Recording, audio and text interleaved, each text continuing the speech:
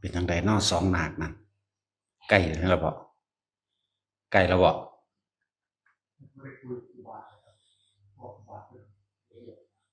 ว่าอันผู้นั้นเด็กสักผู้ข้างหลังนั่นได้แน่แล้วเออจะลักหนีเด้แต่ว่าได้แน่แล้วใกล้แล้วนี่ลักหนีก็มีเด้ตีสามผู้วุ่นเขาเห็นอย่างไว้อยู่บนก็มีธรรมดาเด้อุ้ยการบวชเนาะมันก็ลากงัวลากควายเขาลงขาสัตว์คักๆนี่แหล้วมันก็ธรรมดาเด้หาคนบวชยากคือหยังนี่บ่ซันสิว่านะอุ้ยปานว่าลากเขาลงขาสัตว์นั่นแหละให้พวกนี้ซ้อมซะมันปีปวกกับมันองค์ดำงูดินให้งูดินองค์ดำมันนั่นแหละปีปวกมันนั่น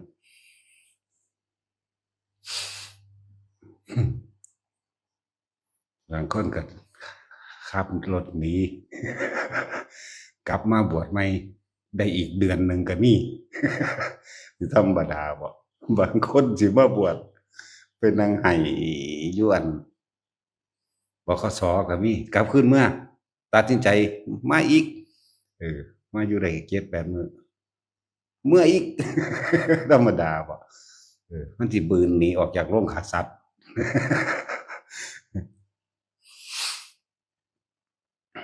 มันแม่นของง่ายดอกแต่มันง่ายเลยคนก็บวชเพราะล้านตัวปานนี้ในประเทศไทยนี่คน70-80 ล้านเนาะอันนี้คน70-80 ล้านเนี่ยโดยประมาณเขาเจ้าโดยประมาณ300,000นึงไหมมันบ่ทันได้เสี้ยวของอัน70 ล้านกว่าอยู่กว่าไป75 ล้านจังซี่แหมอันนี้300,000นึงเว้ยนั่นแหละมันธรรมดาเด้มันเถื่อนคือหยังได้การบวชนี่มันปานลากกันงัวลากควายเขาลงฆ่าสัตว์เด้บวชมาแล้วจักสิถูกหม่องที่เพิ่นฝึกหัดปฏิบัติภาวนาหรือบ่ถูกหม่องอีกในบาดนี้บางพวกก็บวชมักย่องมักสองมักมวนบวช7 มื้อบวช10 มื้อแห่แหนกันไปกินเหล้าเมายาสารพัดบางพวกก็บวชว่าจักพรรษาหนึ่งก็พากันเฮ็ดไปทั่วทิพย์ทั่วแดนเนาะบ่รู้จักธรรมบ่จักพระวินัยบ่จักพุทธเจ้าสอนอันใดบางพวกก็ตั้งใจบวชเพื่อสิมาหาเงินก็คักนี่เด้เออธรรมดาบ่แล้วเลือกเฟ้นเอาไผก็ดีเลือกเอาพวกถ้าเอาใจแต่คนเฮ็ดแต่คนน่ะบ่แม่นหนีโลดถ้าเอาใจคนย้านเขาบ่เคารพนับถือย้านเขาบ่ศรัทธาที่จริงมันย้านมันบ่มีเงินหั่นสิย้านอีหยังเนาะเออห่วยถ้าคนนั้นเอาจริงๆจังๆแม่นอยู่ป่านี่เป็นเท่าใดปีก็ได้กินข้าวคือเขากินฮอดข้าวทิพย์พู้นธรรมดาบ่นั่นแหละมันค่าคิดยากติเนาะเลือกเฟ้นเอาเด้อผู้ใดสิบวชแม่นสิบวชจักปีหนึ่งแต่ว่าถ้าเข้าถึกหม้องก็เป็นการสืบต่ออุปนิสัยสันดานไปในทางที่เป็นสัมมาทิฏฐิไปในทางที่อยู่ในมรรคมีองค์8เป็นหนทางศาสตร์นี่เดินแล้วก้าวหนึ่งศาสตร์2 ก้าว3 ก้าวไปเลยเด้แต่ว่าถ้าบ่ถึกหม้องจริงๆนั่นน่ะเดินถอยหลังได้บาดนี่ย่างหันหลังลงนรกพุ่นเด้ธรรมดาบ่เลือกเอา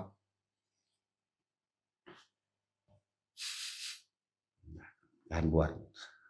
ซ้ำดึงเขาโรงฆ่าสัตว์มันแม่นความเด้คิดดีๆเด้อความเป็นสัตว์ในตนเองบ่ยินบ่พุทธเจ้าเพิ่นเว้าคำใดก็คำนั้นเด้สัตว์ทั้งหลายสัตว์ทั้งหลายเนี่ยแม่นบ่ล่ะบัดนี้ขึ้นชื่อว่าสัตว์ก็ย่อมของเกี่ยวด้วยตัณหาแม่นบ่ซั่นคนใดที่ยังมีตัณหาอยู่เพิ่นเอิ้นสัตว์เบิดถ้าพ้นไปแล้วจังไม่ใช่สัตว์ไม่ใช่บุคคลนั่นคนละอันกันเด้ขนาดพระโสดายังเป็นสัตว์อยู่ดิ 75%สกิทาคามี50%อนาคาเดี๋ยว25%พ้นไปแล้วก็จังบ่เหลือคนเป็นสัตว์นั่นบ่ล่ะสัตว์ทั้งหลายโลดเด้นั่นแหละเฮาก็มาเห็นว่าเฮามีสัตว์ชนิดแรกสัตว์ใดล่ะสัตว์สักกายทิฏฐิถือตนถือโตว่านี่เป็นกูละเข้าใจบ่ล่ะสัตว์ตัวสองความบ่ได้สนใจธรรมะบ่ได้รู้กฎแห่งกรรมบ่เข้าถึงธรรมยังมีความเห็นแก่ตัวเสือเลือกงามยามดีนั่นมีอยู่สัตว์ชนิดที่3คือสัตว์บ่มีศีลนั่นว่าเสือรพัตตุปามาทสัตว์ชนิดที่3ที่4ปฏิฆาอาฆาตสัตว์ตัวที่4ในเฮาก็จะว่านี่ในใจเฮานี่สัตว์ตัวที่5คือกามราคะสัตว์ตัวที่6รูปราคะความพอใจในรูปร่างลักษณะท่าทางบุคคลสดจึงสองสัตว์ตัวที่6อรูปราคะอารมณ์อันเกิดจากรูปของบุคคลสัตว์จึงของอรูปราคะอะไรแบบนี้สัตว์ตัวที่7ก็มานะทิฏฐิสัตว์แล้วสัตว์มีเป็นมานะทิฏฐิ อุตจักกุกุจักนั่น8ไปแล้วนั่นธรรมดาบ่สัตว์แห่งความฟุ้งซ่านรำคาญหงุดหงิดจึงเป็นเข้าไปสู่อวิชชาบัดนี้เต็มในสวดในสัตว์เลยความบ่รู้ตัวอวิชชาอย่างสั่นสักกายทิฏฐิวิจิชาสิรตุปามาทปฏิฆะกามราคะรูปราคะอรูปราคะมานะทิฏฐิอุทธัจจะกุกุจจะและอวิชชาจบ10นั่นแหละเฮามีสัตว์อยู่ในตัวเฮาเองกลุ่มหัวเฮาไว้กลุ่มหัวใจ10ตัว10ชนิดว่าเลยนั่นแหละเลยบอกว่าโอ้มันยากก็เล่นผู้สิเขามาบวชเปรียบดูดังว่าลากเขาโรงฆ่าสัตว์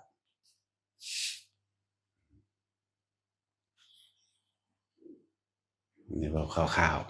ๆยุคนี้เป็นกะรี่ยุคเด้อยุคทินกาขาวชาวบ้านบันไลยุคนี้เพราะมันชาวศรีวิไลเด้ชาวศรีวิไลบ้านเมืองเศร้าหมองคำว่าศรีวิไลไม่ใช่ศรีวิไลเขาใส่อักขระผิดซื่อศรีวิไลทินกาขาวชาวศรีวิไลทินกาขาวหมายถึงว่ายกย่องคนเลวคนชั่วคนที่เห็นแก่ตัวแล้วก็ถูกยกย่องว่าเป็นคนดีเพราะก็คนเลวก็ยกย่องคนเลวเป็นธรรมดาล่ะเห็นแก่ใดเห็นแก่เงินแต่ส่วนที่ชิบหายมีมากมายกว่านั้นอีกการศึกษาในประวัติศาสตร์ชาติไทยก็บ่มีการศึกษาในพุทธศาสนาการศึกษาในหน้าที่พลเมืองจังซี่ก็บ่มีอันนั้นแหละเห็นบ่เขาควบคุมกินใจเบิดล่ะถ้าสิพัฒนาให้พัฒนาจิตใจไหมบ่แม่นให้ไปพัฒนาโดยวัตถุเด้เห็นบ่วัตถุพัฒนาต่างประเทศนี่ตึกลาบันช่องบักใหญ่เท่าใดสั่นเครื่องบินก็หลายเนาะสร้างยานอวกาศก็ได้เครื่องอำนวยความสะดวกมีเบิดทุกอย่างแต่สุดท้ายมาเป็นไดระบาดเนี่ยความเห็นแก่ตัวเกิดสงครามแย่งชิงอำนาจกันเนี่ยมันประชาชนถูกมองข้ามประชาชนคนในชาติกลับกลายเป็นเครื่องมือเป็นเกราะเป็นโล่ป้องกันความโลภตัวเองเนี่ยหรือใส่เป็นในทางความโลภตัวของเองก็แม่นป้องกันตัวเองก็แม่นได้ทั้งสองทางเด้บัดนี้เห็นบ่ล่ะความสู้กันประชาชนถูกใส่เป็นเครื่องมือทั้งเบิดนั่นแหละประเทศใดก็ตามประชาชนทั้งเป็นโล่ป้องกันตนเองทั้งเป็นเครื่องมือในการเฮ็ดให้เจ้าของเองมีอำนาจเนาะแต่ว่าเขามองข้ามความอยู่ดีกินดีความเขามองข้ามแท้ที่จริงแต่มันเขาสิพัฒนาเรื่องการหาอยู่หากินทำมาเกษตรนี่แหมสัตว์ทั้งหลายอยู่ได้โดยอาหารบ่ได้อยู่ได้โดยว่าที่มีอาวุธเคมีหลายๆดอกบ่ได้อยู่ได้เพราะว่ามีอำนาจนั่นนี่ดอกถ้าลองเขาปรับเปลี่ยนการพัฒนาอาวุธต่างๆมาเป็นศูนย์รวมแหล่งพลังงานผลิตอาหารเบิ่งนะเนาะนั่นแล้วอังซั่นแล้วเอิ้นว่ายุคนี้เป็นกรียุค ทินกาขาว ชาวศิวิไลไม่ใช่ศรีวิไลคนละอันแต่ศีต้องว่าโดยศีลสมาธิและปัญญาเข้าใจว่าล่ะมันคนละศีคนละสีประชาชนหม่นหมองคำว่าศิวิไลหมดราศีก็ว่าเป็นบ้านเมืองมนหมองก็หมายถึงคนละมนหมองไม่มีสีคำว่าศิวิไลนั่นนะใจว่าละบาดนี่จะแปลเขาขางกับของหลายตามธรรมดาแล้วกานั่นมันมีแต่สีดำมันนั่นเด้โดยคำเปรียบเทียบเปรียบเปรยหลวงปู่โตเพิ่นทำนายไว้พุ่นละตั้งแต่พุ่นละลักคุดจำแขนขาดยังคนก็ว่ามาของเพิ่นนั่นแหละมันมาถึงอันกะรียุคบ้านเมืองกะรียุคนี่หมายถึงบ้านเมืองเกิดความแตกแยกเพราะคนในชาติยกย่องคนเลวว่าเป็นคนดีเพิ่นจึงเปรียบเทียบว่าถิ่นกาขาวชาวศิวิไลประชาชนชาวเบื้องชาวเมืองนั่นนะหม่นหมองหมดสิริรู้จักบ่หมดสิริบ่มีความดีบ่คุ้มความงามในใจแล้วการศึกษาต่างๆสอนให้คนเห็นแก่ตัวสอนให้ประมาทบุญคุณพ่อแม่สอนไปเคารพนับถือบุคคลที่กระทำคุณไว้ในการก่อนปุเพจักตะบุญญาตาบ่นึกถือบ่นึกถึงคุณของเจ้าฟ้ามหากษัตริย์บ่นึกถึงบุคคลที่พาสร้างชาติสร้างบ้านเมืองสร้างประเทศทำมาหากินบ่นึกถึงคำสอนต่างๆที่นักปราชญ์บัณฑิตทั้งหลายนำออกมาจากบ่ล่ะประชาชนชาวเมืองนี่มีแต่ความหม่นหมองมีแต่ความโศกเศร้าแล้วเอิ้นว่าศิวิไลศิแบบคนละอย่างกันไม่ใช่ศรีวิไลจริงๆมันต้องศรีเข้าใจว่าล่ะตัดสระอีออกเป็นสระอีมันเอาไม่เอกออกมันเลยเป็นหัวดุลแหละทินกาขาวชาวศิวิไลประชาชนหม่นหมองเศร้าหมองเด้อในเมื่อเฮาฮู้จังซี่แล้วคนดีมีส่วนเดียวคนชั่วคนเลวมี3ส่วนเข้าใจบ่นี่มีส่วนเดียวนี่คนดีมีส่วนเดียวคนชั่วมีถึง3ส่วนนี่แหละกรียุคพวกเฮาฮู้แล้วก็บ่ต้องไปสนใจเพราะว่าเฮาแก้โลกบ่ได้เฮาสิไปแก้ทุกสิ่งทุกอย่างบ่ได้แก้ใจตัวเองดีกว่าเข้าใจว่าล่ะแก้บ่ต้องไปควบคุมคนอื่นให้เป็นแบบนั้นแบบนี้ควบคุมรัฐบาลเป็นแบบนี้ควบคุมคนอื่นแม้กระทั่งบุตรภรรยาและสามีตัวเองบ่ต้องควบคุมจากว่านี่ควบคุมความคิดตัวเองดีที่สุดเข้าใจบ่บ่ต้องไปควบคุมอย่างอื่นควบคุมความคิดเจ้าของเองอย่าให้หนีออกจากกายอย่าให้หนีออกจากเวทนาอย่าให้หนีออกจากจิตในจิตอย่าให้หนีออกจากความจริงคือธรรมและในธรรมนี่แหละควบคุมความคิดเจ้าของให้อยู่ในกายเวทนาจิตเวทนากายรวมกันหนึ่งเป็นผู้มีสติรู้สึกตัวทั่วพร้อมอยู่ในกายตัวนี้เองนี่ตั้งหากมองเฮาสิหลุดสิพ้นออกจากการไว้แต่เกิดมองเฮาสิบ่มาคุกคลีหยังอีกกับไผเฮาก็ต้องควบคุมความคิดเจ้าของนั่นแหละบ่ต้องไปยังละคือหลวงปู่หมั่นเพิ่นเว้าไว้อยู่การตำหนิติเตือนบุคคลผู้อื่นแม้นเขาคนนั้นจะผิดจริงก็ตามก็เป็นการส่อหรือก่อเรื่องวุ่นวายเข้าสู่หัวใจของตัวเองดีๆนี่เองมันว่าเป็นการก่อไฟเข้ามาเผาไหม้ใจตัวเองเด่นควบคุมความคิดเฮาบ่ให้มันไปยุ่งวุ่นวายกับไผบ่ต้องไปควบคุมให้เขานั่นนี่ดอก แต่ว่าปล่อยวางกับปล่อยปละละเลยกับคนละอย่างกันเฮาบ่ได้ปล่อยปละละเลยถ้าคนปฏิบัติธรรมถึงธรรมแล้วก็จริงเราไม่เบียดเบียนผู้ใดผู้หนึ่งให้เสียชีวิตและทรัพย์สินตลอดทั้งคนและสัตว์ปัจจุบันนี้แต่เราก็ไม่ยอมให้ผู้ใดมาเบียดเบียนเราเช่นกันจากบ่ล่ะแต่เราจะทำเท่าที่จำเป็นเพื่อให้เกิดความถ้าเป็นไปได้ในทางสมัครสมานประสานมิตรหรือให้เกิดความสันติลงได้ก็ทำแต่ในเมื่อคนพาลบ่อาจสามารถที่เข้ามาประสานมิตรได้ ความสงบบางอย่างก็ต้องใช้ความรุนแรงแต่ในความรุนแรงนั้นเพียงแค่รักษาเพื่อให้เกิดความสงบปัจจุบันสงบในพื้นที่เฮาเข้าใจว่าคือเขามาลั่งแก่ลั่งควานบัดเฮาอย่างนี้เฮาก็ต้องต่อต้านออกเป็นธรรมดาแม้นจะใช้ความรุนแรงก็ต้องใช้จากบัดนี้บ่สั่นบ่ได้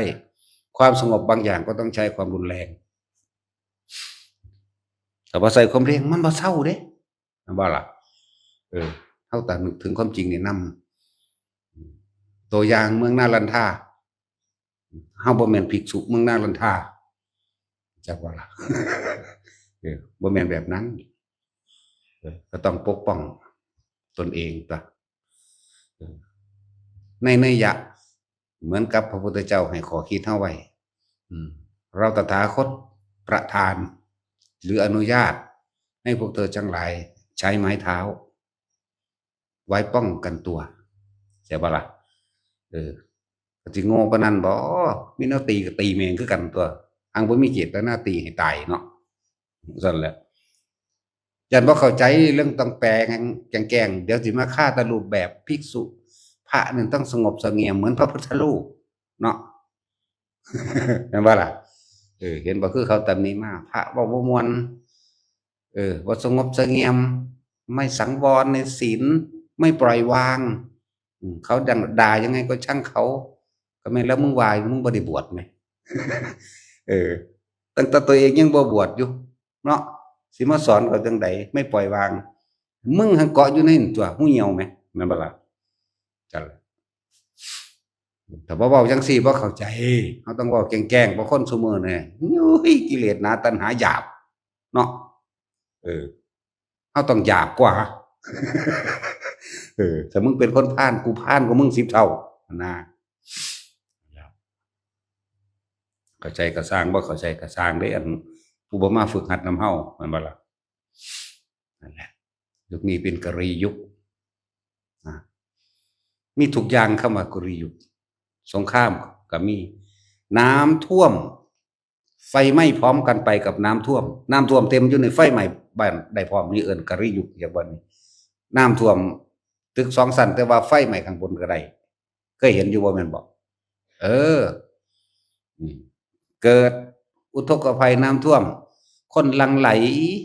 เข้าไปช่วยเหลือซึ่งกันและกันแต่มีโจรภัยอยู่ในขณะที่เกิดอุทกภัยนี่ละกลียุคจักว่าล่ะมีการปล้นมีการจี้มีการขโมยและลักของเนี่ยล่ะหากินในความลำบากหรือทุกข์ยากของผู้อื่นใดนี่แหละก็เอิ้นว่ากลียุคนะแผ่นดินถล่มมื้อนี้มีโจรปล้นลักของพร้อมนะนั่นแหละเพราะเขาบ่ได้พัฒนาถ้าอยากพัฒนาประเทศต้องพัฒนาการศึกษาเอาความรู้ธรรมะเข้าไปรับประดาจิตใจของคนศาสนาแท้ๆคือหนทางเดินคำว่าศาสนาหนทางเดินของผู้รู้ต้องเอาความรู้ตัวนี้เข้าไปใส่ในจิตในใจของเขามันจังสิพัฒนาไปได้ พัฒนานี่หมายถึงพัฒนาจิตใจให้เกิดความรักความเมตตาสงสารซึ่งกันและกันให้ช่วยเหลือแบ่งปันซึ่งกันและกันให้ร่วมยินดีเมื่อบุคคลผู้อื่นได้ดีซึ่งกันและกันให้ปล่อยวางคืออุเบกขาเมื่อเหตุการณ์บางอย่างหรือบุคคลอันเป็นที่รักได้ล้มหายตายจากนี่ต่างหากการพัฒนาอันสูงสุดของโลกนี่คือการพัฒนาให้เกิดพรหมวิหารสี่เมตตากรุณามุทิตาและอุเบกขานี่คือความเจริญอันสูงสุดของคนในโลกสัตว์ในโลกนี่จะต้องรวมกันพัฒนาให้ก่อเกิดความเจริญแบบนี้บ่แม่นพัฒนาตึกบ่แม่นพัฒนาอหยังแนวอื่นดอกเส้นทางอาวุธความสะดวกสบายในการใช้ชีวิตมีรถมีเครื่องบินมีโทรศัพท์มีหยังก็ตามถ้าจิตใจต่ำทรามสิ่งที่พัฒนาขึ้นมาโดยวัตถุนั่นแหละมันจะกลับมาทำลายตัวเองเนาะท่านจุดที่โลกเจริญสูงสุดคือจุดที่พระพุทธเจ้าตรัสรู้ใหม่ ยอดสุดคือพุทธเจ้าเป็นดุจดังว่าเป็นเผ่าพันธุ์แห่งดวงอาทิตย์เห็นบ่เมื่อเผ่าพันธุ์ดับหมดลงแล้วนี่ความเสื่อมก็เริ่มเดินตามภิกษุนักบวชทั้งหลายก็เริ่มบ่ศึกษาพระวินัยเนาะเฮ็ดไปตามใจตามอำนาจกิเลสตัณหาของตัวเองเฮ็ดไปหาเงินขายของบางพวกบวชเข้ามาเป็นด็อกเตอร์ขายยาประกาศขายยา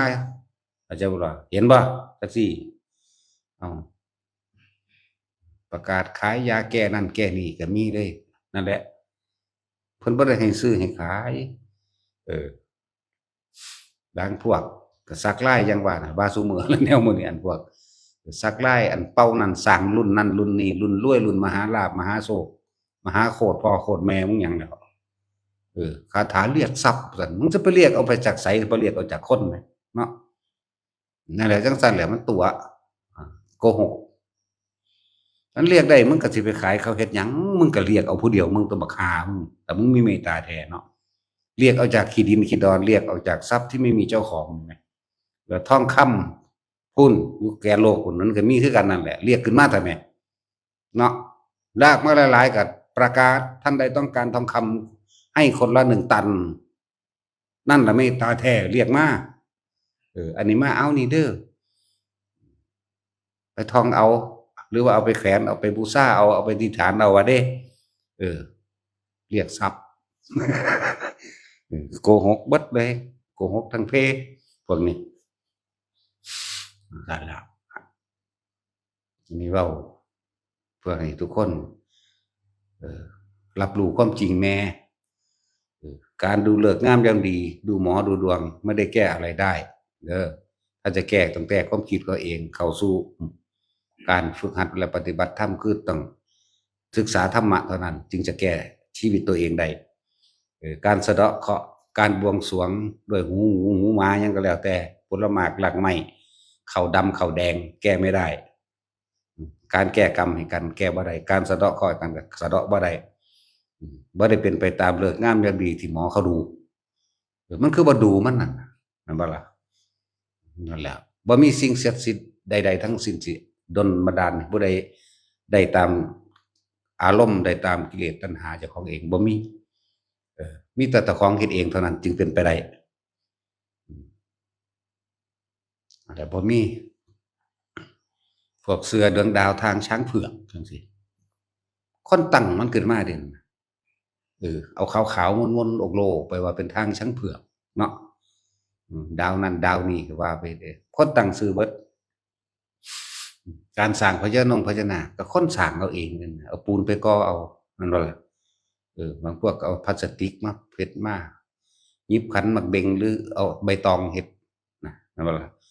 จังซั่นล่ะนี่เว้าความจริงให้คนฟังว่ามันบ่ได้ไปแก้อิหยังใดสุดท้ายแล้วเจ้าก็ไป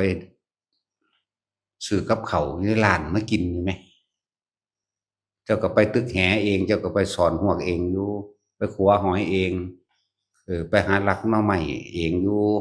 หาลักบักฮุงไปปลูกบักฮุงไปปลูกผักปลูกหญ้าเลี้ยงงัวเลี้ยงควายคือตัวเองกินเอาเองว่าล่ะพวกลังไปหาเอารุ่นรวยพันล้านกูบ่เห็นแม่งไผสิรวยจักคนแต่มันรวยหลายปานนั้นมันก็แบ่งปันกันคนก็บ่ได้ทุกข์ทั้งตัวเนาะแต่มันขอได้ดังที่เขาโฆษณานั่นน่ะมันบ่มีผู้ใดทุกข์แถมซ้ำเฮาก็บ่สิบ่มีหม้องอยู่อีกเนาะผู้ใดก็สิขอบ่ให้เจ็บบ่ให้ปวดบ่ให้ป่วยบ่ให้ตายพร้อมขอบ่ให้แก่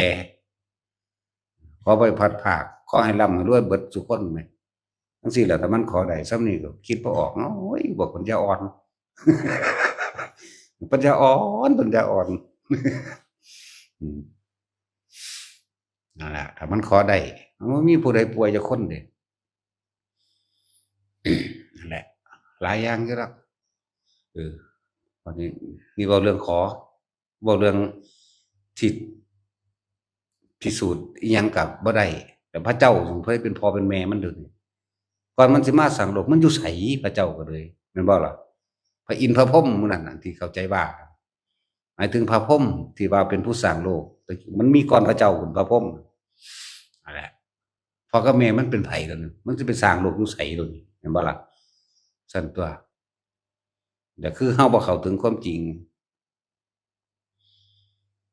แต่ขอได้โอ้ยน้ำบ่ท่วมบ่มีโจรบ่มีโรคบ่มีแผ่นดินถล่มบ่มีคนพิการบ่มีคนตาบอดบ่มีคนหูหนวกบ่มีคนยากจนถ้ามันขอได้นั่นว่าซั่นรวยเสมอกันเบิดคนก็สิรูปร่างหน้าตาสวยงามคือกันเบิดผู้ใดก็สิขอให้มันเป็นแบบนั้นเบิดแหมเนาะแล้วซำนี้ก็คิดบ่ออกเด้ปัญญาอ่อนเอ้ย โอ้ยสิมันสันดานปึกคักเนาะ สันดานปึกอีหลีเด้ซ้ำนี้ก็คิดบ่ได้บางคนก็ได้แขวสร้างแขวหมูตันมาป้องกันตัวบ่ยิงเขาเนาะตั้งแต่หมูมันยังตาย สร้างมันก็ตายสิมาป้องกันได้หยังโอ้ยพวกบ่มีสมอง แต่หมูมันตันมันก็บ่ตายอย่างเทื่อเหลวคนยิงมันก็ยิงบ่แตกบ่ออกล่ะแหมมันก็กินหญ้าเฉยหั่นแหละเนาะอันนี้แตกโป้งใส่มันก็พาแขวมันแล่นหนีทั้งตัวแต่มันยิงบ่เข้าก็เลยเนาะ อันนี้มันก็ตายสักบึบๆเข้าก็พากันเอามาปรุงมาแต่งว่าป้องกันนั่นนี่พวกบ้าเหล็กไหลก็อีกแบบหนึ่งได้บัดนี้เนาะมันบ่พอสิแล้วคาบเขาย้อนดอกพวกบ้าเหล็กไหลนั่นก็เลย ให้เขาตัวเอานั่นเอานี่มันบ่ได้ป้องกันการเกิดแก่เจ็บตายได้นั่นน่ะเหล็กไหลนั่นน่ะอันนี้เว้าอันหนึงให้ฟังก็ได้นี่อัญญาผู้ฆ่าจากถวายเหล็กไหลธาตุกายสิทธิ์เล่นแร่แปรธาตุมาเป็นฤาษีมาเท่านั้นเท่านี้อยู่ในอิทธิบาทชาติพระวรได้4,000 ปีแล้วสิเอาบ่กูค้านรักษาเบิ่งเว้าชัดๆนี่โลดกูขี้คร้านรักษาสิเอามาหยังวะแม่นบ่ซั่นเออมันพากูไปนิพพานได้บ่แต่มึงก็ยังบ่เห็นพุ่นน่ะหลายแล้วเด้อันแนวจังซี่ที่เขามาว่าสิเอาอันนั้นอันนี้มาให้เออบ่กูค้านรักษากูรักษาจิตกูดีกว่าเข้าใจบ่นี่ตั้งแต่กูรักษาความคิดจิตใจกูนี่กูก็รักษายากแล้วมึงจะเอาคนอื่นมาให้กูรักษาบ่มันบ่แม่นมารักษากูเด้ว่าถามว่ามันป้องกันตายได้บ่ก็ว่าบ่แหน่ซั่นแหล้วนี่เว้าให้ฟังหลายหม้องที่เขาสิเอานั่นเอานี่มาเอามาหาแม่มึงบ่เอาทองคูรูๆมาให้กูนี่กูจะไปขาย เนาะบัดทองคันบ่เอามาให้กูหีแม่มึงนี่ เอามากูสิไปขายซอยคนเอออันจังซั่นจะไปขายไส นั่นแหล้วมีแต่ขายตั๋วกันซื่อๆเด้นั่นน่ะจักบ่ล่ะแต่เขาขายพระกันอยู่ในตลาดพระคือตลาดขายผักขายหญ้าขายปูขายปลาเขาก็ฆ่ากันพิษกันบ่แห้งแล้วเขาก็แย่งแผงกันบ่แห้งแล้ว กูสิตั้งตลาดขายเหล็กไหล นี่ก็เว้าความจริงว่าบ่อึดแต่เขาสิว่ามาจังซั่นเออเอาบ่เออบ่กูค้านรักษากูรักษาความคิดกูอยู่พอแห้งแล้วกูสิไปรักษาอีหยังกับอันอื่นอีกเนี่ยฟังดีๆเด้อเขียวเหหี่ยวๆหยาบๆมาเป็นก้อนเป็นแท่งมาถูกด่าซ้ำเอามาหาแม่มึงบ่โลดเด้มึงแน่มึงคือบ่เอาทองคำมาเป็นตันก้อนคูหนูมาโลดว่ากองยุ่มเกิ้มไว้หน้ากุฏิกูนี่ กูสิเอิ้นคนมาขนไปขายให้ปุ๊กปิ๊กเอาไปขายหรอกมันเป็นเจ้าของร้านทอง กูขายให้มันนี่แหละ ได้เงินมากูก็สิไปซอยคนหม้องหั้นหม้องนี้ตั่วเยอะแยะแม้กระทั่งว่าพระธาตุผมอยากถวายพระธาตุโอ้ยเพิ่นเอาไปไว้ทางบนพุ่นว่ะธาตุกูก็รักษายากอยู่นี่ว่ะ ธาตุกูต้องกินข้าว ร่างกายนี่แหละของกูก็มีว่ะของกูก็เต็มอยู่เดะนี่กูก็รักษานี่กูบ่รักษาแนวอื่นอีกแล้วกูรักษาแต่ความคิดกูก็พอแห้งแล้วยังว่าอยู่คิดจังใดให้เป็นสุขคิดจังใดเป็นทุกข์คิดจังใดบ่ให้สุขบ่ให้ทุกข์นี่หม้องนี้เด้กูรักษาอยู่เดี๋ยวนี้ว่าจั่งซี้แหละ จะเอานั่นเอานี่ไม่กูรักษามาหาแม่มึงบอกเด้เอาวังซีอีหลีเด้เอามาหาแม่มึงบอกอีหลีอันนี้เขาก็หัวซื่อๆนั่นล่ะ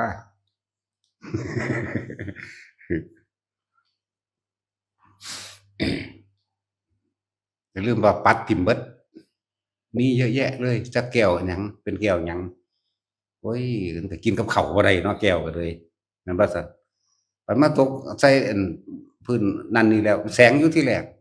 มันมาอันปอกลงมาแล้วน่ะก็บ่ต่างกันจากแก้วตาแมวนำขนมเด็กน้อยฟาดทิ่มเบิดบ่ให้ผู้ใดมาสนใจแนวมื้อนี้มันบ่อาจสามารถสิโดนบันดาลทรัพย์สมบัติอิหยังได้ดอก แล้วก็สิ่งทั้งหลายนั่นน่ะบ่ว่าสิเป็นลูกแก้วเหล็กไหลลูกแก้วก็ต่างหากเหล็กไหลก็ต่างหากหรือต่างๆนั่นแหละที่เขาว่ามาไม่อาจสามารถป้องกันความแก่ความเจ็บความป่วยและความตายได้เข้าใจบ่นี่ไม่อาจสามารถ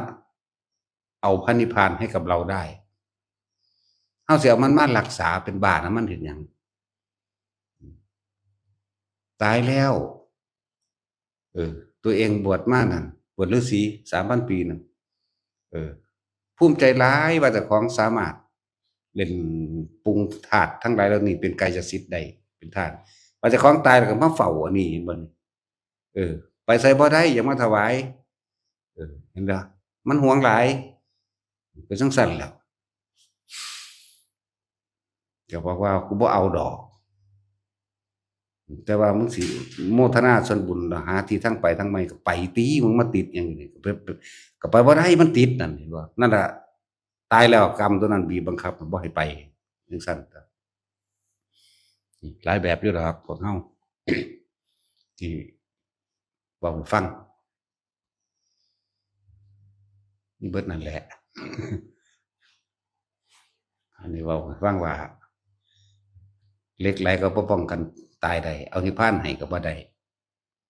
ธาตุต่างๆกายสิทธิ์จะเสริฐหยังเขาก็บ่สามารถที่ป้องกันความป่วยและความตายได้เออเอามาให้เฮารักษายากเฮ็ดหยังเฮาคือบ่รักษาความคิดเฮาอย่างหนีออกจากกายสิบ่ดีกว่าบ่อันบ่ล่ะกายเวทนาจิตจิตเวทนากายรักษาเอาไว้ในลมหายใจเข้าออกรักษาไว้ในความรู้สึกอันเป็นอุเบกขานี่บ่ดีกว่าบ่อันบ่ล่ะรักษาจิตนี่ก็ยากคักแล้วยังสิไปรักษาสิ่งขอรอแคลบ่ต่างจากขี้หมาปานนั้นเนาะมานี่ก็อวดอ้างโลดแล้วแท็กซี่ได้นี่ก็ว่าเหล็กไหลปู่ฤาษีนาคมาให้ปู่ฤาษีตาไฟฤาษีกระไรโกฏมาให้ว่าเด้เนาะเพิ่นน่ะโอ้ยกระไรโกฏโกฏมันจะกูสิโมโหหรือโกรธพ่อโกรธแม่บ่ได้สั่นแล้วฤาษีตาควายแม่นได้ดอกโง่หลายมึงตาควายอยู่หั่นแหละตาง่วก็ง่วอยู่หั่นแหละฤาษีตาไฟก็มึงเผาไหม้มึงเองนั่นแหละเห็นว่าซั่นฤาษีตาน้ำก็มึงถ่วงคอมึงอยู่หั่นแหละมึงจมอยู่ในน้ำมันนั่นแหละด่าแม่งเบิดเด้ภาษาจังซั่นนั่นแหละ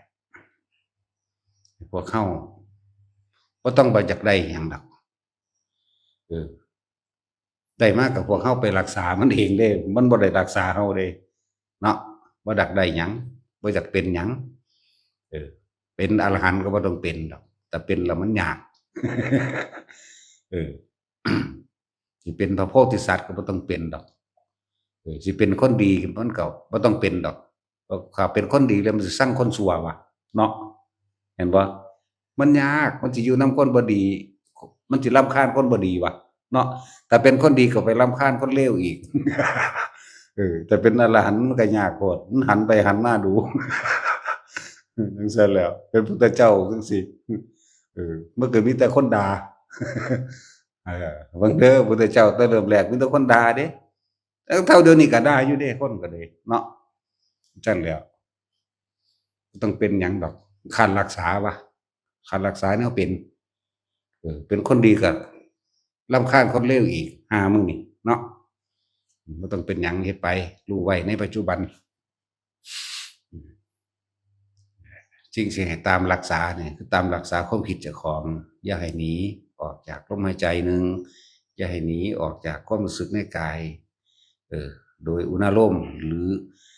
เอาอาการปิตินั่นแหละเป็นอาหารใจเฮาเลื่อนแห่งใจก็ว่าวิหารธรรมก็ว่าอันเดียวกันสมาธิจิตตั้งมั่นก็ตั้งมั่นอยู่ในกายนั่นแหละกายเวทนาจิตจิตเวทนากายอยู่ณจุดใดจุดหนึ่งแค่เพียงเลื่อนกายนี่ผู้ใดเห็นได้จังสี่จนเท่าตายตายแล้วไม่ได้เกิดเด้อันแล้วถ้าเหตุเบิดส่วนแนวสาธยายธรรมสาธยายธรรมคือสวดมนต์นี่แหละอันเป็นคำสอนพระพุทธเจ้าได้พวกเขาสอนแล้วเขาก็ไปเอาคำแปลรู้แจ้งแท้รู้แจ้งดูแจ้งแท่งตลอดเด็กก็รู้ความหมายมันนั่นแหละโดยความเห็นเป็นอย่างดีใช่ป่ะนี่หนึ่งนี่มีก็มีสิทธิ์เป็นสิ่งที่สั่งสมเอาไว้แล้วต่อมาก็คือการฟังนี่ก็ฟังบรรยายนี่บรรลุโดยการสาธยายก็ได้สัจจายะรู้แจ้งแทงตลอดด้วยทิฏฐิหมายถึงว่าเข้าใจแตกฉานในความเห็นมีรู้ความหมายอย่างดีในธรรมคำสอนเข้าใจป่ะนี่รู้แล้วความหมายนี่แต่ว่าละบ้านใดรู้จักมองสรุปมันแล้วแต่ละบ่ได้นี่สัจจายะหรือที่พวกเขาสวดมนต์กันอยู่นี่พากันไปอ่านเอาคำแปลนี่แหละต่อมาก็การรู้หรือบรรลุธรรมด้วยการฟังธรรมบรรลุโดยเห็นให้การฟังบ่บรรลุเดี๋ยวนี้ก็สร้างมันคือมีดอกบทมันสิบรรลุจากบ่นี่แล้วก็โดยการสาธยายบรรยายธรรมนี่คือพอบรรยายอยู่เดี๋ยวนี้ก็บรรลุได้จากบ่นี่เพราะว่าหยังเพราะว่าเฮาจดจำพระสูตรได้แต่ว่าในการแสดงธรรมมันไม่แค่นั้นเดี๋ยวมันแตกกันแหนงเอาเองได้บาดนี่ก็เป็นได้และการอบรมจิตภาวนาคือการทรงสร้างเจริญฌานนี่เองเฮาเฮ็ดอยู่นี่4อย่างนี่ครบเบิดอ่ะถ้าผู้ใดหลุดลงไปนี่มีศูนย์คือหยังนี่กูสินำเอาแบบก้อนกลมๆคือลูกนิมิตนี่ทุบเอาดอกบัดนี่บ่เอาขวานบ่เอาอีปิกดอกบัดเนาะจังซี่เอาหินแม่ลั่งแหมมันคูรูคือลีมาทุบเอาเลยมันสิตกต่ำปานนั้นบัดแต่สิยังมาเฮ็ดแต่ของตกต่ำอยู่นั่นให้เอาแมงลูกนิมิตแล้วเว้ยน้ำทุ่มเอาโลดเนาะเอาใส่ดามมันเนาะแต่สิเฮ็ดเป็นคือค้อนปอนนะแต่ว่าเป็นก้อนกลมๆทุบเอาเลยว่าดิตายรอดอีหยังกะหมูขี่ทุบมึงให้มึงมันเล่นเข้าไปเกมตุ๊ดๆติดๆตุ๊ดอยู่หั่นน่ะโอ้ยเดี๋ยวเบิ่งนั่นน่ะนะปัญญาอ่อนยังเล่นมันก็เลยนั่งเล่นอยู่2-3 ชั่วโมงสบายกูเนาะถ้าให้มาภาวนานี่โอ้ยข้าวเดียวนึงคือสิตายนี่นั่นแล้วเฮาสวดมนต์เฮาสวดมนต์สาธยายธรรมด้วยตัวเฮาเอง1เป็นเครื่องสังสม2เฮาฟังธรรมนี่ก็เป็นเครื่องสังสมเห็นบ่นี่เฮาทรงชาติเจริญชาติแม้นบ่ได้ซานี่แม้นเขาจะตายด้วยการหลงลืมสติจักบ่มีผู้กระซิบบอกอยู่เด้จักบ่เทวดาเขาสิมาล่อเอาดอกบางทีมันโอ๊ยอยู่นั่นน่ะเจ็บปวดอยู่นั่นน่ะเจ็บปวดควบคุมตัวเองบ่ได้เจ็บปวดพอตัดจิตออกล่างแล้วพวกเขาลัดถาเอาก็มีเด้เพราะว่าได้จากไสได้จากการที่เฮาอุทิศส่วนผลทานบุญกุศลกรรมดีต่างๆทั้งหมดเลยกรรมดีโดยการสาธยายธรรมกรรมดีโดยการแนะนำแต่สิ่งดีๆหรือขนขวาแต่สิ่งที่มันเป็นกุศลและอุทิศกรรมดีตัวนี้ออกไปกรรมดีโดยการให้ทานกรรมดีโดยการรักษาศีลกรรมดีโดยการภาวนากรรมดีโดยการบอกทางธรรมกับผู้อื่นมื้อนี้แหละนี่เฮ็ดรัดกุมไว้พอแห้งก่อนไหมแล้วก็การอุทิศบุญอีกนี่แหละพวกเขาสิรัดเอากันรัดเอาเพราะว่าเฮาได้อุทิศบุญให้เขานั่นแหละจากวันนี้บ่ตกต่ำดอกแต่เครื่องป้องกันอีกอันหนึ่งถ้าทุกคนละสิ่งศักดิ์สิทธิ์ละเลิกงามยามดีเข้าใจเอาธรรมเป็นไงเอาธรรมเป็นไงเดินตามธรรมเดินตามความเป็นจริงบ่มีมิจฉาพวกนี้แม่นบ่บรรลุเดี๋ยวนี้แต่ว่าขึ้นไปสู่สันเทพเทวดา หลังจากตายแล้วไปอยู่สวรรค์ชั้นใดชั้นหนึ่งเขาจะใคร่ควรทำด้วยตัวเองเข้าใจบ่นี่ใคร่ควรที่เจ้าของจดจำไว้นี่แหละตะกี้มันว่าบาลีทเวเมพิกเวอันตาเนี่ยบ่เข้าใจแต่ว่าตายแล้วเข้าใจมันเป็นภาษาใจอย่างว่าบรรลุด้วยตัวเองในขณะที่อยู่ในเทพชั้นใดชั้นหนึ่งที่สองมูเทพบรรพสัตว์ทั้งหลายเหล่านั้นสนทนากันเองอันที่สามมีภิกษุผู้ทรงฤทธิ์จะว่านี่อันที่สี่อันนี้บุญญาฤทธิ์ตายจากสวรรค์ชั้นนี้ขึ้นชั้นบนขึ้นชั้นบนขึ้นชั้นบนจากว่านี่พวกทรงชาติเด้อบ่ลงมันจะไปหนาเพราะว่าสิ่งที่เฮาทรงชาติเดี๋ยวนี้ประกอบไปด้วยอาศัยพระปัญญาของพระพุทธเจ้าได้เป็นเครื่องนำนี่บ่เป็นชาติฤาษีจากว่านี่อันเรื่องอนิจจังทุกขังอนัตตาเนี่ยฟังซุมืออยู่แล้วแหมยอดของธรรมยอดของปัญญายอดของทุกสิ่งทุกอย่างแล้วคือเห็นอนิจจังกับอนัตตาเด้อถ้าสิเว้าเรื่องท่านให้สัตว์เดรัจฉาน100ครั้งนี่ก็สู้ท่านคือคนทุศีลคนบ่มีศีลคนเลวคนพาลสันดานหยาบเทื่อนึงก็บ่ได้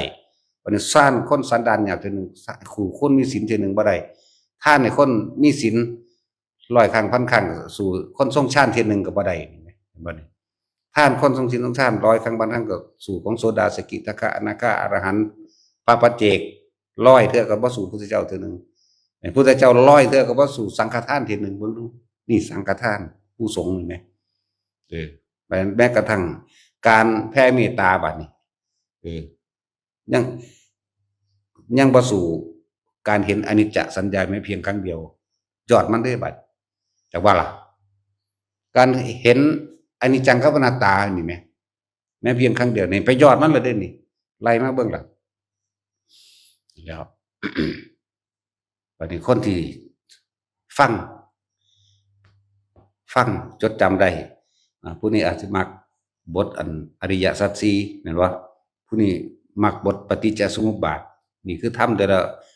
คือจดจำได้ดีแต่ละคนเอาไว้ผู้นี้อาจจะมักบทนี้ก็ว่าไปพอตายไปแล้วคนเข้าใจความหมายอย่างดีได้บัดนี้บางคนก็เรียกว่าเบิดอายุของเทวดานั่นแต่ว่าขึ้นสวรรค์ขึ้นนิพพานเลยก็จะว่าก็มีได้บัดนั่นแหละอยู่พวกเข้าทรงฌานเจริญฌานอยู่แล้วนั่นแหละจังว่าอาศัยการได้ยินได้ฟังไปพร้อมอยู่แล้วตอนนี้มันบ่ได้มันบ่ทันคำว่าบ่ได้อรหันต์ก็จะว่าตอนนี้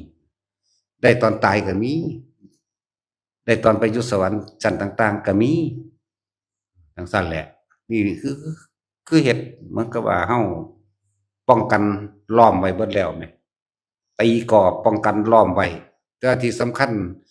อีกอันหนึ่งก็คือเฮามีเฉพาะพระรัตนตรัยเท่านั้นเด้เด้อความคิดของเฮาสิบ่ไปเกี่ยวแล้วทุกอย่างมันเกิดจากความคิดเท่านี้เด้ที่มันไปเกี่ยวไปของไปฆ่าเหมือนกับว่าถ้าไม่เชื่ออย่าลบหลู่เห็นไหมอุ้ยพญานาคจังซี่อย่าบ่เชื่อจะลบหลู่เด้อซั่นกูบ่คิดบ่พอเลยเด้แน่จังซั่นน่ะบ่แม่นลบหลู่หรือบ่ลบหลู่เข้าใจบ่ล่ะแต่ว่าถ้าให้มาเว้ากูตีนกวาด หังบ่แม่นลบหลู่มันคิดบ่พอคิดบ่ออกว่าเขาสิดลดานหยังนั่นน่ะหรือสิ่งศักดิ์สิทธิ์อันอื่นนั่นน่ะเทพเทวดาอินพรหมนั่นเขาก็มีอยู่แต่ว่าเขาบ่โดนบันดาลดอกถึงสิซอยเหลือเฮาก็เพราะว่าสิเป็นเกิดจากเราทำเอาเองเด้นั่นน่ะเกิดจากสิ่งที่เราทำไปให้เข้าใจบ่ล่ะนั่นแหละเกิดจากสิ่งที่เราทำไปให้แล้วก็ของเรานั่นแหละย้อนกลับมาหาเราอันนี้ซั่นเด้ล่ะคือว่าล่ะอันนี้เฮาเป็นหยังเฮาคือสร้างวัดได้เร็วเฮาเป็นหยังเฮาคือสร้างวัดได้เร็วอันนั้นอันนี้ทุกสิ่งทุกอย่างว่าแต่ปากขึ้นได้โลดเป็นหยังเว้าแต่เรื่องเฮาเป็นมนุษย์นี่แหละบ่ต้องไปเว้าเรื่องอดีตศาสตร์ดอกแม่นบ่ถ้าเป็นเด็กน้อยพู้นเอาไปเฮ็ดอยู่วัดหนองเสือกวัดโคกหนองเสือกซุมื้อชื่อว่าวัดป่าอนุสรณ์พู้นไปเฮ็ดนำมันหลวงปู่ใหญ่หลวงปู่นวลหมู่นี่ไปยื่นไผหญ้าให้เพิ่นไปเกี่ยวหญ้าให้เพิ่นไปตัดไม้ไผ่ให้เพิ่นไปฝันเสือกอันนั้นนี่ไปเรียนรู้อยู่นำเพิ่นนั่นเริ่มมาแต่พุ่นนี่แหละอุปถากครูบาอาจารย์ต่อมาก็เนนน้อยก็อุปถากพระบักหลายพุ่น เออนี่แล้วก็เพราะว่าสิ่งที่เฮาเฮ็ดไว้เองล่ะอันนี้ก็เลยเป็นบ่ล่ะแล้วก็เริ่มหาสร้างวัดนั่นสร้างวัดนี้ไปเรื่อยวัดเก่าวัดร้างหรือตั้งใหม่เฮาก็เฮ็ดมาเรื่อยๆของเฮาอยู่แล้วแหมจังซั่นล่ะดูแลอุปถากล้างบาตรซักผ้าเผาบาตรมีเบิดอยู่แล้วได้เฮ็ดมานั่นน่ะบัดเฮามาเป็นณถึงจุดนี้แล้วอันใดก็มันก็เร็วตัวเขาว่าเฮาเฮ็ดไว้แล้วแหมนี่บ่ได้เว้าเรื่องอดีตชาติเชิดหยังได้เว้าเรื่องปัจจุบันนี่แหละตัดหญ้าน้ำวัดน้ำว่าหม้องหันหม้องนี้มันหกหญ้าคามันขึ้นหม้องหันหม้องนี้เออเดินทางไปตามถนนหนทางแก้วแตกเอาออกเก็บออกง่าไม้หักขวางทางน้อยก็ตามหลายก็ตามตัดออกดึงออกจนเบิดบ่ให้มีแนวขัดขวางทางก็จะเบิ่นก้อนหินบักใหญ่คูรูรถแกดินขนดินไปขายตกลงถนนเฮาลงกวาดออกลงยกออกย่านเป็นอันตรายอาจจะบัดนี้จังแล้วบางที่บางทางมันเป็นหลุมเป็นบ่อเฮาก็หาเอาดินใส่รถเฮาเองไปถมหม้องหันถมหม้องนี้ก็นี่แหละคืออานิสงส์ที่เฮามีมื้อนี้ก็เลยจะว่าละอันหนึงเออวันศีลวันพระที่เก็บดอกไม้ให้ครูบาอาจารย์แต่ละองค์แต่ละคนเนาะ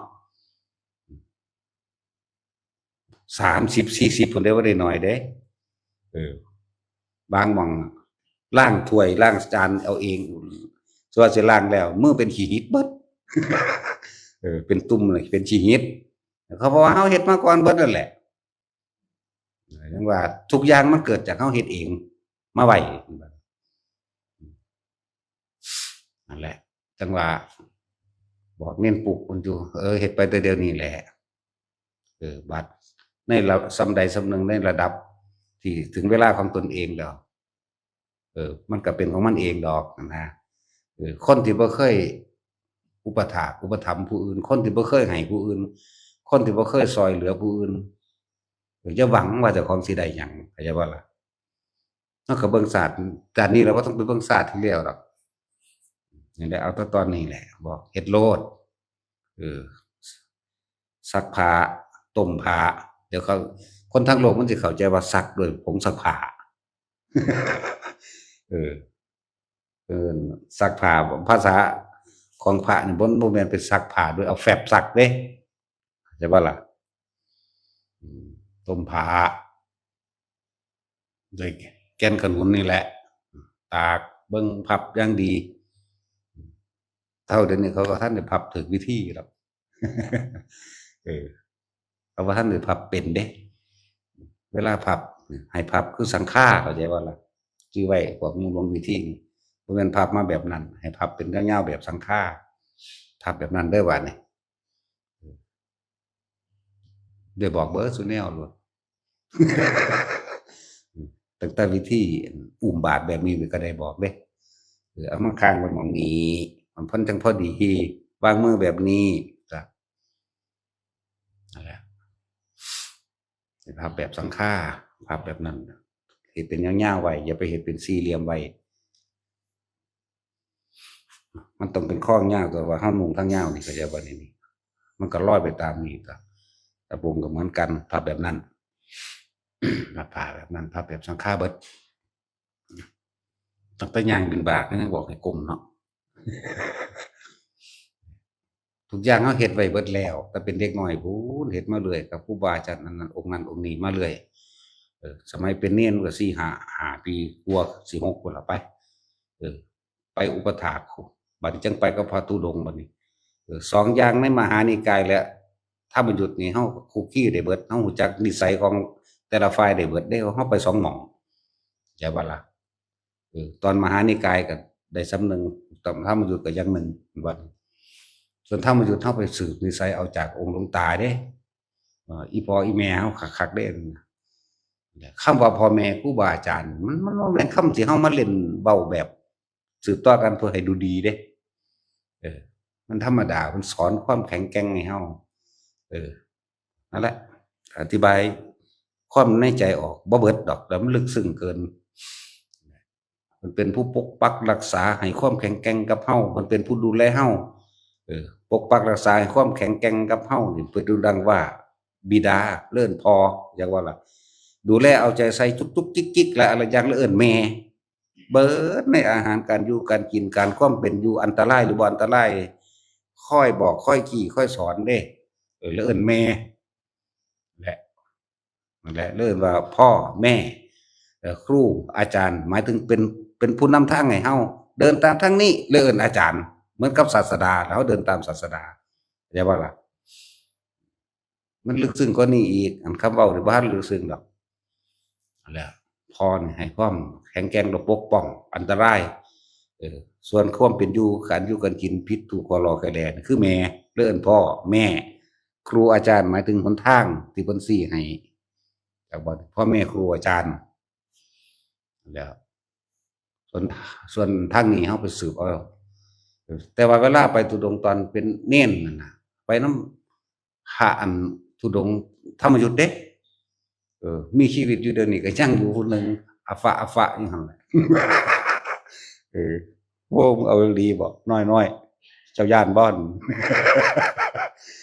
บ่ต้องห่วงข้อยมีคาถาดีแล้วเอาเลยอีลูกคุคุยอีลูกคุคุยแล้วเจ้าแล้วบาปบ่ถือเอ้าบ่เจ้าก็ฮู้ติว่าเด้โอ้ยบักห่ามึงคือบ่บอกกูว่าเด้บัดนี้มีเบิดเด้นะไปก็ส่วนนี้ก็ไปมาบวชสาวเดียวเด้ฉะนั้นบวชพระก็เลยทั้งมหานิกายและธรรมยุทธ์ต่อกันอย่างว่านี้มหานิกายก่อนจังยติเป็นธรรมยุทธ์เด้บ่ได้ศึกเด้อ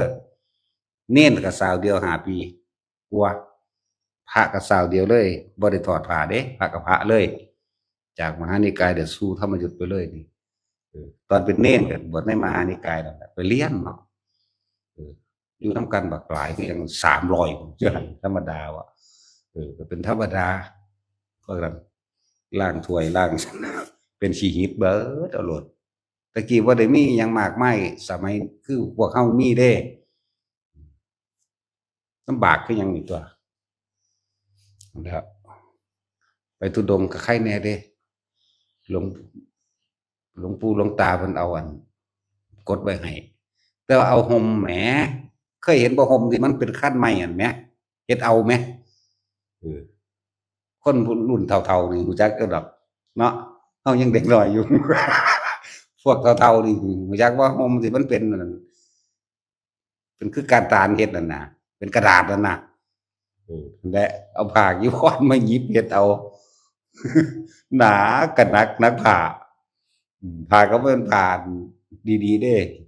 หยิบตาบพุ่นตาบพี่เด้บ่เป็นจังซี่ตูมยูมตามยำ แบกของเพิ่นแนวของเฮาเองแน่เด้นั่นแล้วก็นั่นแหละก็เพราะว่าเฮาได้อุปถากมาจังซั้นเฮาได้รับใช้เพิ่นมาจังซั้นส่วนบัดนี้มาอยู่กับพวกมหานิกายไปหาเก็บดอกไม้มาให้สิว่าสิพอกัน30 องค์เบิดทีบเบิดแดนนั่น เข้าไปในบ้านมันก็ไปหาเก็บเด้จังซั่นแหละจึงบอกทุกสิ่งทุกอย่างเฮาเฮ็ดมาไว้แล้วนะมันจึงเป็นของเฮาเองดอกมันบัดนี้มันถึงเวลาเฮาแล้วคือเขาว่าเฮาบ่เฮ็ดหยังเฮ็ดแมงกูเฮ็ดมาหลายแล้ว เนาะแท็กซี่อยากเฮ็ดก็เฮ็ดอยากได้ก็เฮ็ดเอาตัวบัดกูบ่อยากได้หรอกมันคนละเรื่องกันแล้วเด้บาดนี่บ่อยากได้แล้วอยากบ่ล่ะตะกี้ยังว่าอยากได้บุญอยู่เดี๋ยวนี้บ่อยากได้ซื่อๆอยู่คนละเรื่องกันแล้วเด้อตะกี้อยากได้บุญอันบ่ล่ะจังซั่นแหล้วเดี๋ยวนี้บ่อยากได้ล่ะแล้วก็บ่อยากเป็นหยังอีกแล้วตะกี้อยากได้อยู่เด้เหล็กไหลเดี๋ยวนี้บ่อยากได้ล่ะค่ารักษาเนาะแท็กซี่มึงอยากได้บ่อันนี้มึงเป็นหนี้อยู่ได้บ่เห็นเท่าใดล้านเหล็กไหลมึงมีประโยชน์กว่าอีกเนาะแต่เหล็กไหลนั่นอุ้ยขนาดใส่ถุงส่งอยู่ก็ยังค้ำแล้วค้ำอีกเด้เนาะใส่คออยู่ก็ว่ากำเบิ่งเด้เนาะแต่ว่าเอาเฮือนก็คิดฮอดแต่มันเด้นั่นแล้วเป็นเปรตเฝ้าเหล็กไหลคือพวกฤาษีอันนั้นว่าแต่ของเก่งหยังล่ะมันชื่อว่าแมงได้แน่ล่ะเทียบซื่อดอกอันการะยะโกฏอิหยังของมัน ซื้อแมงได้ก็สร้างแล้วมันก็ติดอยู่หั่นน่ะบ่เห็นว่าสิไปนิพพานได้เนาะมันก็เป็นสัตว์อยู่เหมือนเดิมเด้นั่นน่ะเออเปรตเฝ้าสมบัติก็สมบัติบ้าๆเจ้าของเฮ็ดไว้นั่นแหละแล้วอย่าจักได้อันอื่นมารักษาเถาะพวกเฮาอืมถึงไรก็อย่าอยากได้หยังก็สร้างอย่าอยากได้บ่อยากเป็นแม้กระทั่งคนดีถ้าเฮาเป็นคนดีเฮาสิซังคนเลวอยู่ยากเข้าใจบ่ล่ะเฮาบ่ต้องเป็นหยังเลยบ่อยากได้หยังเลยจึงบ่ได้รักษามีหยังเฮ็ดได้ไปในปัจจุบันน่ะได้เป็นประโยชน์ได้เฮ็ดประโยชน์กับผู้อื่นนี่แหละเพราะเฮาบ่ได้อยากได้หรอกอยากเป็นหยังเฮาก็บ่อยากเป็นน่ะบุญเขาเฮาก็บ่เอาแหมเนาะแม่นบ่ล่ะเอามาหยังมันยากขาดรักษาเนาะจังซี่ เอาอยู่บ่มึงเอาซะก่อนเด้อเออบาดมึงบ่อยากได้กูจะเบิ่งบาดมึงปาเมียได้กูล่ะกูจักสิว่าแล้วมันมีแนวทดสอบทดลองกันเด้คือพวกกันก็บ่ว่าดอกคฤหัสถ์สอนธรรมแต่ว่าอย่าก้าวก่ายขึ้นมาใส่สู่พระมันคนละฐานะกันเข้าใจบ่ล่ะถึงเขาสิเป็นจังไดก็อย่าพึ่งก้าวก่ายเพราะตัวเองมันบ่แม่นฐานะที่ว่าได้มันสิคนละอย่างตามที่เบิ่งจากอารมณ์ของเขาน่ะเวลาเขาว่ากันไปปรับอาบัติจังซั่นจังซี่มันคือบ่แม่นฐานะที่ควรที่ว่าเฮาบ่แม่นเจ้าแห่งกฎแห่งกรรมเฮาบ่เป็นเจ้ากฎแห่งกรรมจังบัดนี้เฮาบ่เป็นเจ้าของนรกสวรรค์เฮาบ่ได้เป็นเจ้าของนิพพานให้มันเป็นไปเถอะรักษาความคิดเจ้าของดีที่สุดเฮ็ดจังใดก็สร้างสิ่งใดเกิดสิ่งนั้นดับพุทธศาสนาเกิดพุทธศาสนาก็ดับพระศาสดาเกิดพระศาสดาก็ยังดับแล้วเห็นบ่ล่ะแต่ว่าธรรมะนี่บ่มีดับบ่มีเกิดบ่มีตายเป็นอยู่จังซั่นเข้าใจบ่ธรรมะคือความจริงทุกสิ่งทุกอย่างแม้นพระศาสดาจะเกิดหรือบ่เกิดก็สร้างธรรมะนี่เหมือนเดิมสัตว์ทั้งหลายเกิดมาแล้วแก่เก็บตายมีแต่ทุกข์เท่านั้นเห็นบ่ล่ะนี่คือธรรมะนี่คือความจริงความจริงของทุกชีวิตสรรพสัตว์บ่ได้เกี่ยวกับชนชาติใดบ่ได้เกี่ยวกับศาสนาใดช้างม้าวัวควายเกิดแล้วก็แก่เก็บตายมนุษย์เกิดแล้วก็แก่เก็บตายบ่แยกเลยตายเหมือนกันเป็นโลกเหมือนกันนี่คือธรรมะต่างหากคิดแบบนี้นะบ่ว่าชนชาติศาสนาใดแม้กระทั่งสัตว์คิดแบบนี้ทำให้เกิดแก่เก็บตายหยุดคิดก็ไม่เกิดไม่แก่ไม่เก็บไม่ตายนี่ไหมอันเดียวกันหมายถึงทำเสมอกันไหมศาสนาใดก็สร้างก็สามารถทำสมาธิได้เนาะ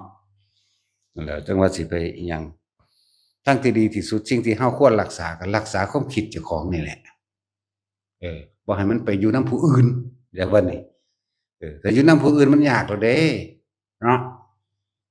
เป็นไปตามวัยแต่หนุ่มสาวไปอยู่นำเขาก็ยากหัวใจนี่แหละ เออ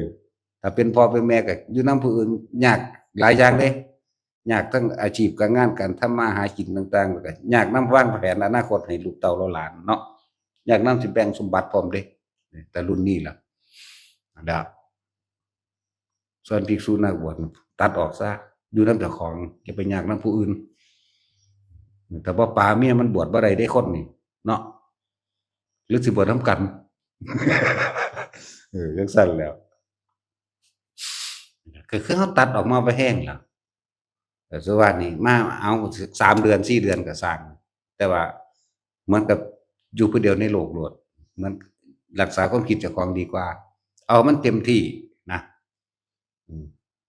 อะไรจังว่าพวกเฮายังเป็นช่วงๆถือว่ามีบุญวาสนาบ่แห้งแหละ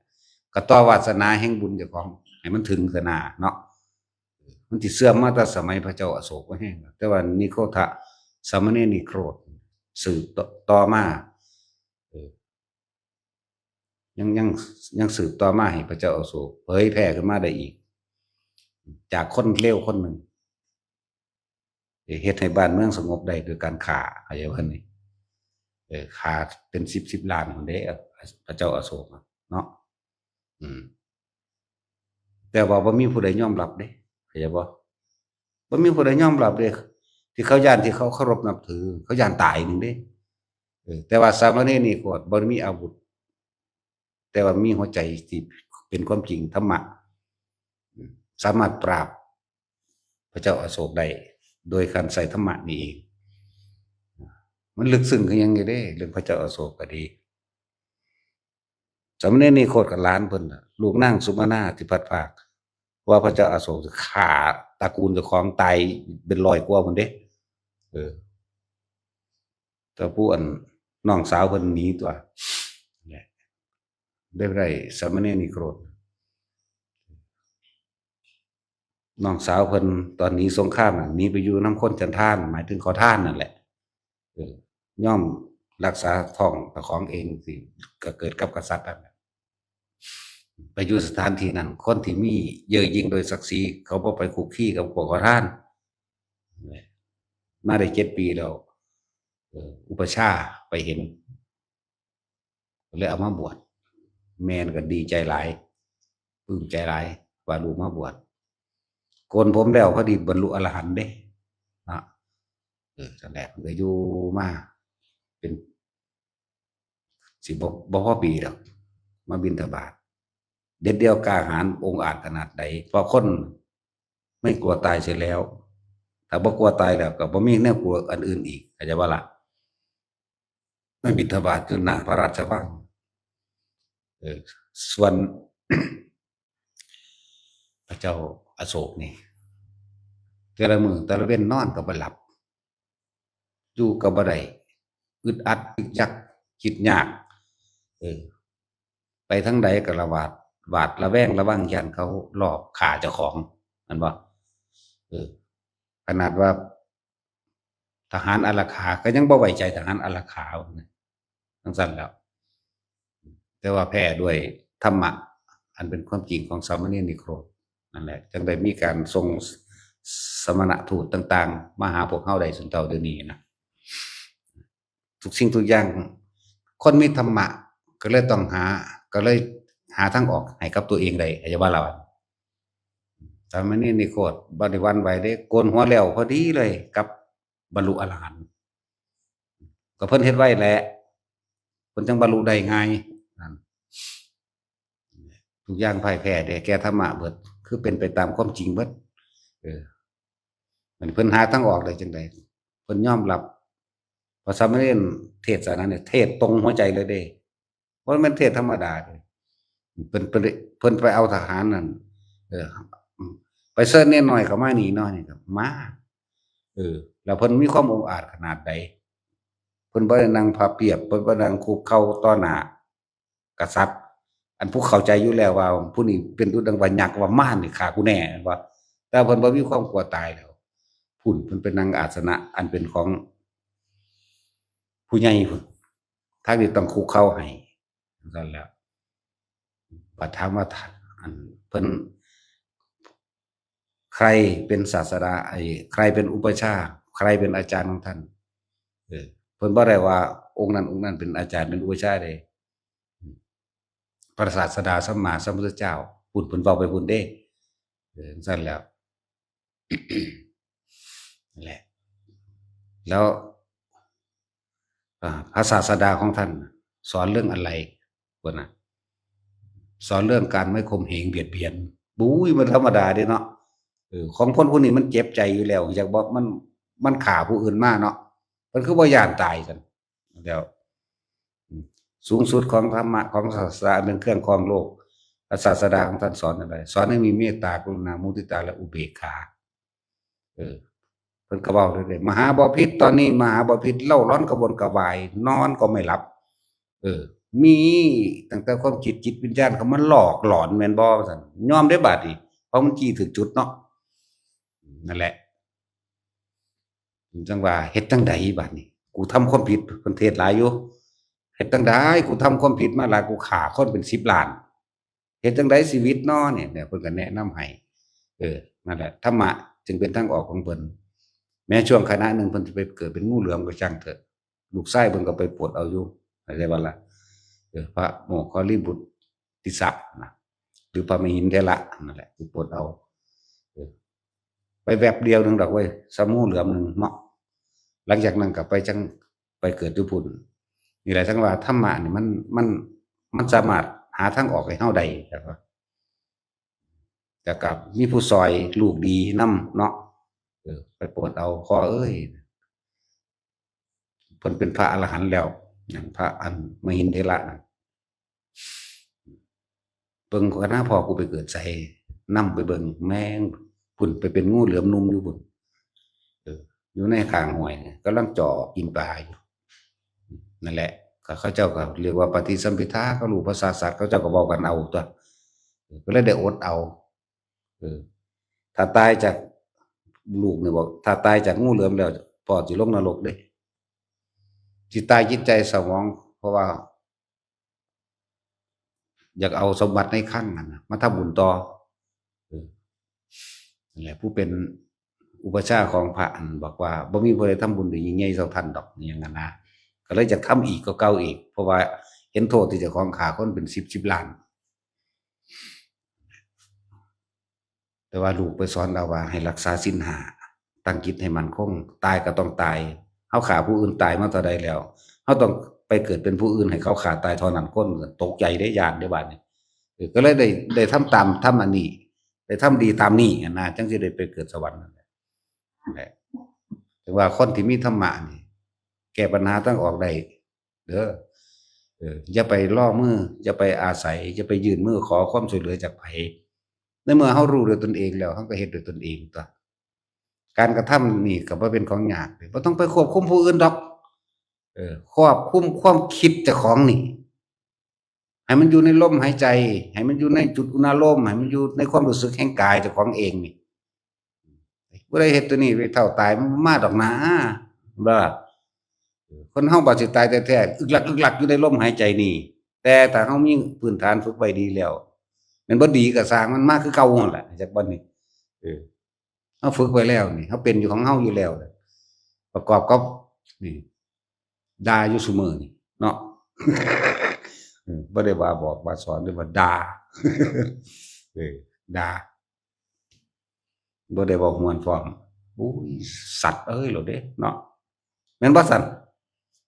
ว่าเจ้าของดีซั่นดอกเอาสมาทาน